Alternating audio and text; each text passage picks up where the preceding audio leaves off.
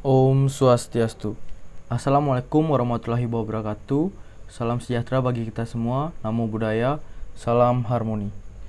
Pada video kali ini saya akan mempresentasikan tentang materi Preliminary Pass Architecture Development Method atau ADM guna memenuhi tugas dari mata kuliah arsitektur SITI.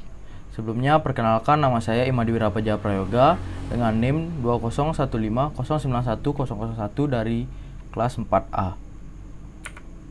Adapun topik pembahasannya, di mana ada yang pertama ada tujuan Preliminary Pass Architecture Development Method atau ADM, ada input Preliminary Pass Architecture Development Method atau ADM, adapun tahapan dari ADM, adapun output dari ADM, dan terakhir ada pendekatan Preliminary Pass Architecture Development Method atau ADM. Pembahasan yang pertama ada tujuan Preliminary Pass Architecture Development Method atau ADM. Preliminary Pass merupakan fase yang mencakup aktivitas persiapan untuk menyusun kapabilitas arsitektur, termasuk kostumisasi TOGAF dan mengidentifikasikan prinsip-prinsip arsitektur. Adapun tujuan dari fase ini dibagi menjadi dua. Yang pertama, menentukan kemampuan arsitektur yang diinginkan oleh organisasi dengan tujuan untuk meninjau konteks organisasi untuk menjalankan arsitektur suatu perusahaan, mengidentifikasi ruang lingkup elemen organisasi perusahaan yang dipengaruhi oleh kemampuan arsitektur, mengidentifikasi kerangka kerja, metode, dan proses yang telah ditetapkan yang bersinggungan dengan kemampuan arsitektur dan menetapkan target capability maturity. Selanjutnya ada yang kedua, yaitu menetapkan kemampuan arsitektur dengan tujuan menentukan dan menetapkan model organisasi untuk arsitektur perusahaan, menetapkan proses dan sumber daya terperinci untuk tata kelola arsitektur, mengimplementasikan alat yang mendukung kemampuan arsitektur, dan menentukan prinsip arsitektur. Selanjutnya ada input dari ADM. Terdapat 3 input yang ada di dalam preliminary fase, yaitu yang pertama ada bahan referensi eksternal untuk perusahaan, yang kedua ada masukan non arsitektur, yang ketiga ada masukan arsitektur. Input yang pertama yaitu bahan referensi eksternal untuk perusahaan yang mencakup diantaranya ada perpustakaan TOGAF dan kerangka kerja arsitektur lainnya jika diperlukan. Input yang kedua yaitu masukan non arsitektur mencakup strategi dewan dan rencana bisnis dewan, strategi bisnis, strategi TI, prinsip bisnis, tujuan bisnis, dan penggerak bisnis jika sudah ada sebelumnya. Selanjutnya ada kerangka kerja utama yang beroperasi dalam bisnis, misalnya portofolio atau manajemen proyek. Selanjutnya ada tata kelola dan kerangka hukum, termasuk strategi tata kelola arsitektur jika sudah ada sebelumnya. Selanjutnya ada kemampuan arsitektur, dan yang terakhir ada perjanjian kemitraan dan kontrak. Selanjutnya ada input yang ketiga yaitu masukan arsitek. Input ini merupakan model yang sudah ada sebelumnya untuk mengoperasikan kemampuan arsitektur perusahaan yang dapat digunakan sebagai dasar untuk fase awal. Masukan akan mencakup model organisasi untuk arsitektur perusahaan, termasuk lingkup organisasi yang terkena dampak, penilaian kedewasaan, kesenjangan, dan pendekatan resolusi, peran dan tanggung jawab untuk tim arsitektur, persyaratan anggaran, strategi tata kelola dan dukungan, kerangka arsitektur yang ada jika ada meliputi metode arsitektur, konten arsitektur, alat yang dikonfigurasi dan digunakan, prinsip arsitektur, dan gudang arsitektur. Selanjutnya ada tahapan preliminary fase arsitektur development method atau ADM. Yang pertama ada cakupan organisasi perusahaan yang terkena dampak. Yang kedua ada konfirmasi tata kelola dan kerangka dukungan. Yang ketiga ada mengidentifikasi dan membentuk tim dan organisasi arsitektur perusahaan. Yang keempat ada mengidentifikasi dan menetapkan prinsip arsitektur. Kelima ada Taylor TOGAF dan jika ada kerangka arsitektur pilihan lainnya. Dan yang terakhir ada menetapkan alat arsitektur. Yang pertama yaitu cakupan organisasi perusahaan yang terkena dampak. Mengidentifikasi perusahaan inti atau unit mereka yang paling terpengaruh dan mencapai nilai paling banyak dari pekerjaan.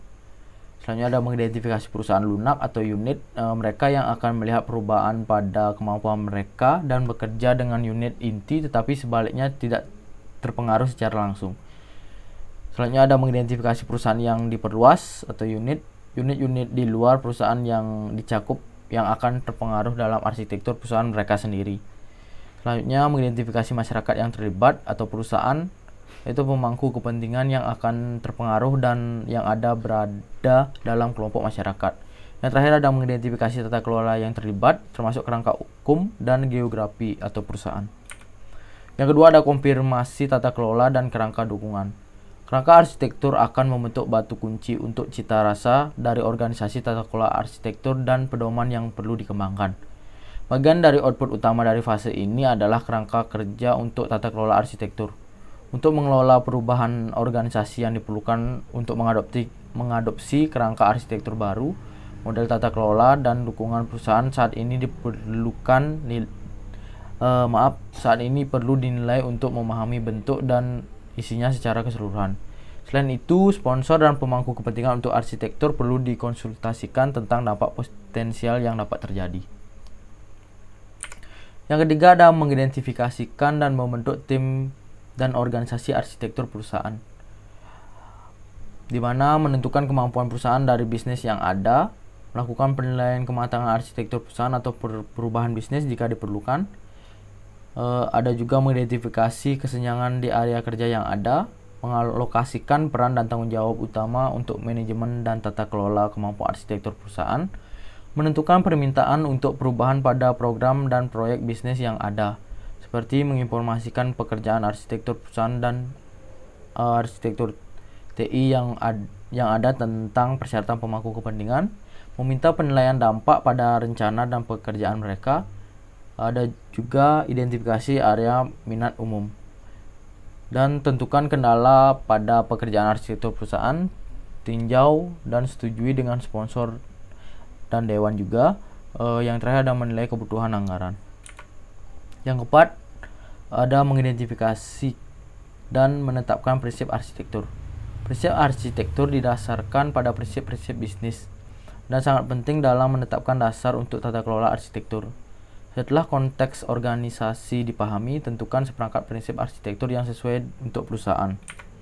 Yang kelima ada Taylor TOGAF dan jika ada kerangka arsitektur pilihan lainnya. Pada langkah ini menentukan tailoring TOGAF apa yang dibutuhkan. Pertimbangkan kebutuhan untuk penjahitan terminologi, yaitu praktisi arsitektur untuk menggunakan terminologi yang dipahami secara umum di seluruh perusahaan. Penjahitan harus menghasilkan seperangkat terminologi yang disepakati untuk deskripsi konten arsitektual. Selanjutnya ada penyesuaian proses, yaitu di mana TOGAF ADM menyediakan proses umum untuk menjalankan arsitektur. Penyesuaian proses memberikan kesempatan untuk menghapus tugas yang sudah dilakukan di tempat lain dan dalam organisasi, menambahkan tugas khusus organisasi seperti pos pemeriksaan khusus, dan menyelaraskan proses ADM ke kerangka kerja proses eksternal dan titik sentuh. Titik sentuh utama yang harus ditangani akan mencakup seperti tautan ke proses manajemen portofolio atau proyek dan layanan. Adapun tautan ke siklus hidup proyek, tautan ke proses serah terima operasi, tautan ke proses manajemen operasional termasuk manajemen konfigurasi, manajemen perubahan, dan manajemen layanan. Ada tautan ke proses pengadaan. Selanjutnya yang terakhir ada penyesuaian konten, di mana menggunakan kerangka konten arsitektur TOGAF dan kontinum perusahaan sebagai dasar. Penyesuaian struktur konten dan pendekatan klasifikasi memungkinkan adopsi kerangka kerja konten pihak ketiga dan juga memungkinkan penyesuaian kerangka kerja untuk mendukung persyaratan khusus organisasi. Yang keenam ada menerapkan alat arsitektur. Tingkat formalitas yang digunakan untuk mendefinisikan dan mengelola konten arsitektur akan sangat bergantung pada skala, kecanggihan, dan budaya fungsi arsitektur dalam organisasi. Dengan pemahaman tentang pendekatan arsitektur yang diinginkan, dimungkinkan untuk memilih alat arsitektur yang sesuai dengan mendukung fungsi arsitektur. Selanjutnya ada output preliminary fase arsitektur development method atau ADM. Output dari preliminary fase tersebut yaitu dapat mencakup tetapi tidak terbatas pada yang pertama, model organisasi untuk arsitektur perusahaan termasuk lingkup organisasi yang terkena dampak, penilaian kedewasaan, kesenjangan, dan pendekatan resolusi. Adapun peran dan tanggung jawab untuk tim arsitektur, kendala pada pekerjaan arsitektur, persyaratan anggaran, dan strategi tata kelola dan dukungan. Yang kedua ada kerangka arsitektur yang disesuaikan termasuk metode arsitektur yang disesuaikan, konten arsitektur yang disesuaikan atau hasil dan artefak, prinsip arsitektur, dan alat yang dikonfigurasi dan digunakan. Selanjutnya yang ketiga ada repositori arsitektur awal diisi dengan konten kerangka kerja. Yang keempat, pernyataan kembali atau referensi ke prinsip bisnis, tujuan bisnis, dan pendorong bisnis. Yang kelima ada permintaan pekerjaan arsitektur atau opsional. Dan yang keenam ada kerangka tata kelola arsitektur. Selanjutnya ada pendekatan preliminary fase arsitektur development method atau ADM. Pendekatan preliminary fase ini adalah tentang mendefinisikan di mana, apa, mengapa, siapa, dan bagaimana kita melakukan arsitektur. Di perusahaan yang bersangkutan, aspek utamanya adalah sebagai berikut, yaitu mendefinisikan perusahaan, mengidentifikasi pendorong dan elemen kunci dalam konteks organisasi, mengidentifikasikan persyaratan untuk pekerjaan arsitektur, mendefinisikan prinsip arsitektur yang akan menginformasikan pekerjaan arsitektur apapun, menentukan kerangka kerja yang akan digunakan, mendefinisikan hubungan antara kerangka kerja manajemen, mengevaluasi kematangan arsitektur perusahaan. Selanjutnya ada preliminary fase. Arsitektur perusahaan memberikan pandangan strategis top down dari suatu organisasi yang untuk memungkinkan eksekutif, perencana, arsitek, dan insinyur untuk secara koheren mengkoordinasikan, mengintegrasikan, dan melakukan kegiatan mereka.